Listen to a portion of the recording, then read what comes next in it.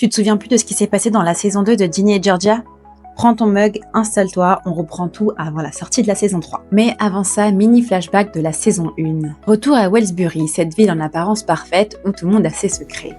On a laissé Georgia, fiancée à Paul, fraîchement réélu maire. L'enquêteur Jesse, toujours à ses trousses, persuadé qu'elle a tué son ex Kenny, et il a raison. Et Ginny, de son côté, elle est en pleine crise. Ses amis ne lui parlent plus, Hunter lui a dit je t'aime, mais Marcus aussi.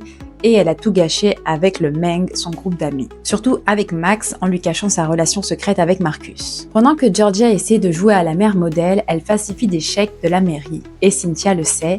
Nick suspecte quelque chose, mais il a rien de sûr. Et de son côté, Austin a découvert que sa mère lui mentait sur son père en prison et sur les cartes qu'elle prétend lui envoyer, et a cessé de parler. Et quand Ginny comprend enfin qui est vraiment Georgia après avoir appris l'histoire de Kenny, elle rentre chez elle, crame la plante toxique, prend son petit frère, et fuit en moto. Boum, fin de la saison 1. La saison 2 démarre 2 semaines plus tard. Ginny et Austin vivent chez le père de Ginny, chez Zion.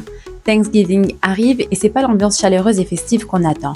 On est sur une soirée tendue des deux côtés. Georgia est chez les parents de Paul qui la méprisent ouvertement, pendant que chez Zion, ses parents passent leur temps à critiquer l'éducation trop blanche de Ginny. Après ce petit temps de repos, Ginny retourne au lycée et se prend littéralement un mur. Son groupe de potes la cancel, personne ne lui parle sauf Brescia. Heureusement, pour aller mieux, elle commence une thérapie, tient un carnet et voit toujours Marcus en cachette. Parce qu'après la soirée de Thanksgiving, Zion a découvert ce que Ginny se faisait à elle-même et lui a proposé un deal. Ça reste un secret entre eux si elle décide d'aller voir un psy pour en parler. Georgia, de son côté, elle veut rentrer dans le club du voisinage, mais Cynthia, sa némésis, lui ferme la porte auprès du club. Elle la dénonce en tant que criminelle. Forcément, auprès de la haute société où le statut social compte énormément, avoir un casier judiciaire, ça passe pas. Côté cœur, Marcus veut être là pour Ginny, mais elle panique. Elle essaie de reprendre le contrôle de sa vie, mais elle est en pleine crise identitaire, crise émotionnelle. Elle se rapproche par exemple de Brescia et de son groupe d'amis, puis rapidement elle fait la paix avec Abby et ensemble elles vont avoir une relation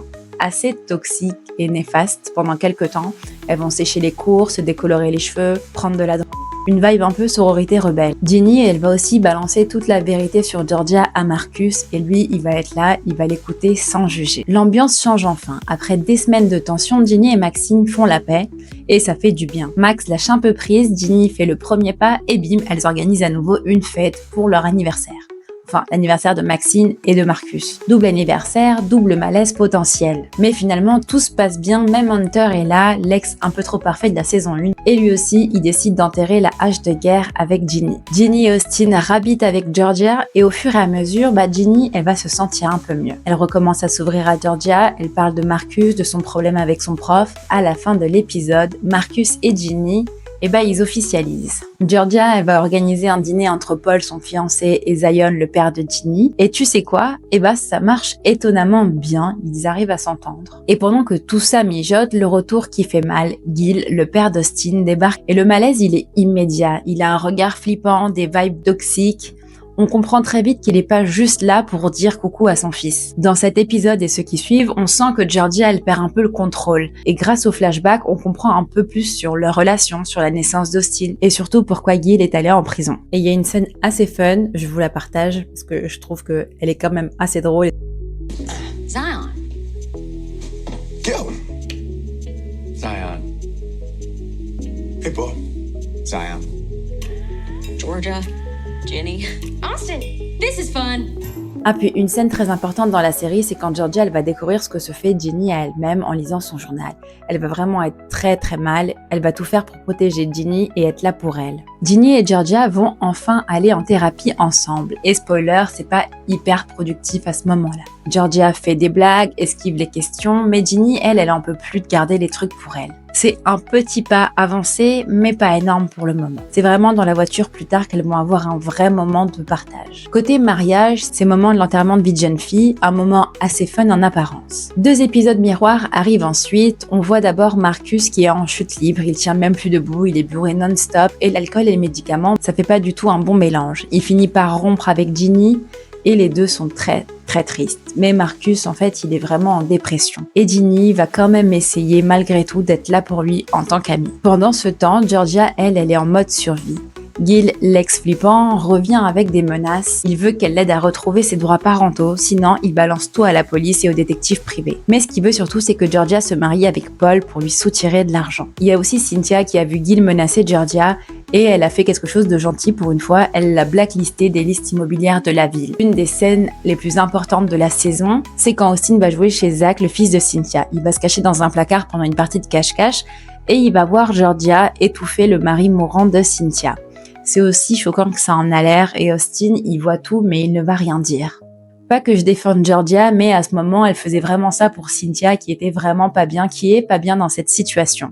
Je redis, je n'excuse pas du tout Georgia. À la fin de cet épisode, tout va s'accélérer un petit peu, le rythme va être beaucoup plus rapide et Georgia elle va avouer à Ginny qu'elle a tué Anthony Green. Elle avait juste mal dosé. Puis Gil, fâché, va arriver chez Georgia, il va être violent avec elle et il va commencer à la violenter.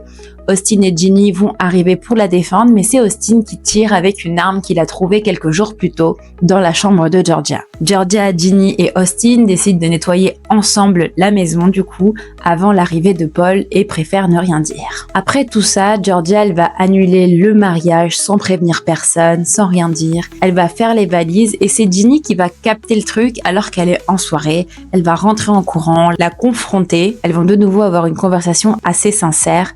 Ginny, elle va lui dire de ne pas fuir et de tout dire à Paul. Georgia, elle va finir par avouer à Paul une partie de son passé, l'escroquerie, Gil, ses antécédents, les fausses identités, mais pas les meurtres, pas encore en tout cas. Et Paul va disparaître pour la nuit. Le lendemain, il va la convoquer à la mairie avec son avocat et un officier de police, et alors qu'elle croit qu'il va la faire arrêter, il fait même venir Gil, lui pose ses limites et affirme vouloir épouser Georgia. Juste avant le mariage, il y a aussi un moment où Joe il va venir parler à Georgia pour essayer de comprendre si tout ce qui se passe entre eux, cette alchimie qu'il y a, qu'il lui ressent, il veut savoir si c'est que dans sa tête à lui ou si c'est aussi de son côté à elle, mais en fait elle reste très vague. C'est le moment du mariage, c'est beau, c'est sobre, mais ça dure pas longtemps.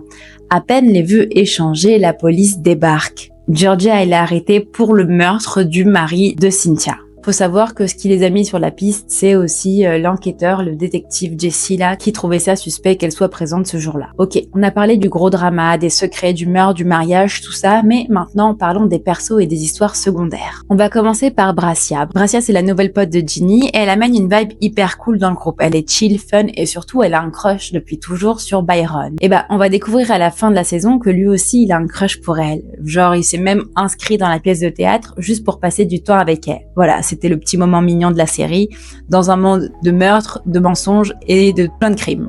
Côté Max, il y a un gros step dans cette saison. Elle galère encore avec Sophie qui, au passage, tourne la page assez vite, mais Max, elle finit par ressentir un petit truc pour Silver, la costumière de la pièce de théâtre. Et au moment où elle commence à aller mieux et à vouloir peut-être aller de l'avant avec Silver, Sophie revient, bien sûr, mais Max, elle tient bon, elle dit non. Il y a aussi Hunter et Padma, ils ont eu leur petit moment. C'est discret, mais c'est là. Ils viennent pas du même groupe, ils ont rien en commun sur le papier, mais on sent qu'il y a un truc. Ils restent souvent sur la retenue, probablement parce qu'ils ont pas encore totalement digéré Ginny et Marcus. Mais je vous le dis, je pense que dans la saison 3, il va y avoir un truc entre eux. Bon, Abby, c'est le genre de pote qu'on oublie un peu trop vite. Et pourtant, elle traverse un enfer. Divorce de ses parents, son père qui a déjà une nouvelle meuf, ses meilleurs amis qui lui tournent le dos pendant très longtemps.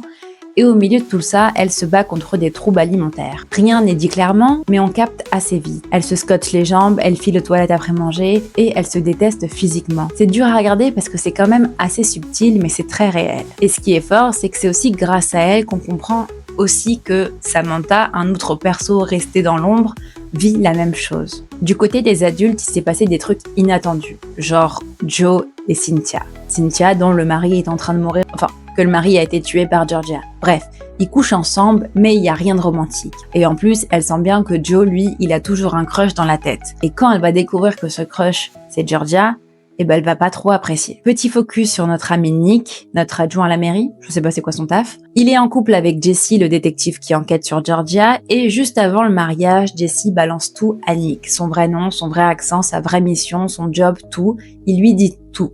Et Nick, du coup, il débarque tout seul au mariage, célibataire. Merci pour rien, Jessie. Ou Gabriel. Bref, je trouve que ces personnages rendent la série plutôt humaine, encore plus profonde et plus addictive. Ils viennent remplir un petit peu le drama autour de Ginny et Georgia. Et je crois que c'est tout. T'es officiellement à jour sur Ginny et Georgia, entre les meurtres, les relations toxiques et les dramas.